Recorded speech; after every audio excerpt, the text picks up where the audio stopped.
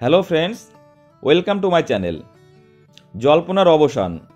Hybrid মডেলেই হবে champions trophy, অর্থাৎ প্রতিযোগিতা হবে পাকিস্তানে, কিন্তু ভারতের ম্যাচগুলি হবে নিরপেক্ষ দেশে। ভারতের চাপের কাছে নতি স্বীকার করতে হলো পাকিস্তানকে, তবে কিছুটা পিছু হটতে হয়েছে ভারতকেও। আগামী 3 বছর ভারতের আইসিসির কোনো প্রতিযোগিতা হলে পাকিস্তান এদেশে খেলতে আসবে না।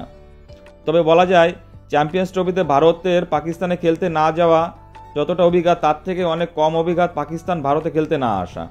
ফলে এই যুদ্ধে পাকিস্তানের বিরুদ্ধে ভারতেরই জয় হলো। হাইব্রিড মডেল প্রতিযোগিতা হবে হলে তা মানবে না প্রথমে জানিয়েছিল পাকিস্তান ক্রিকেট বোর্ড, কিন্তু তাদের সেই দাবি ধোপে টিকল না। পিছু হটতে হলো পাকিস্তান ক্রিকেট বোর্ডকে। আইসিসির সিদ্ধান্ত মেনে নিতে হলো মহসিন নকভিরা। পাকিস্তানে খেলতে যাবে না বলে প্রথম থেকেই আপত্তি জানিয়েছিল ভারতীয় ক্রিকেট বোর্ড।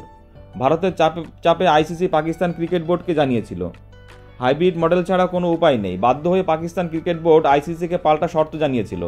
হাইব্রিড মডেল মেনে নিতে তাদের কোনো সমস্যা নেই, তবে এরপরে ভারতের কোনো আইসিসির প্রতিযোগিতা হলে তারাও নিরপেক্ষ দেশে খেলবে, সেই দাবিও মেনে নিয়েছে আইসিসি। বৃহস্পতিবার আইসিসির বৈঠক ছিল, সেখানেই সিদ্ধান্ত হয়েছে চ্যাম্পিয়ন্স ট্রফি নিয়ে। ক্রিকেটারদের সর্বোচ্চ নিয়ামক সংস্থা সিদ্ধান্ত নিয়েছেন 2027 সাল পর্যন্ত ভারত এবং পাকিস্তানের যে আইসিসি প্রতিযোগিতা হবে সেখানে এই দুটি দেশ নিরপেক্ষ দেশে খেলবে। অর্থাৎ পাকিস্তানের কোনো প্রতিযোগিতা হলে যেমন ভারত নিরপেক্ষ দেশে খেলবে, তেমনি ভারতের কোনো প্রতিযোগিতা হলে পাকিস্তান খেলবে নিরপেক্ষ কোনো দেশে। আগামী বছর ফেব্রুয়ারি-মার্চ মাসে পাকিস্তানের চ্যাম্পিয়ন্স ট্রফি হওয়ার কথা। আগামী বছরই ভারতে মহিলাদের একদিনের ক্রিকেট বিশ্বকাপ রয়েছে।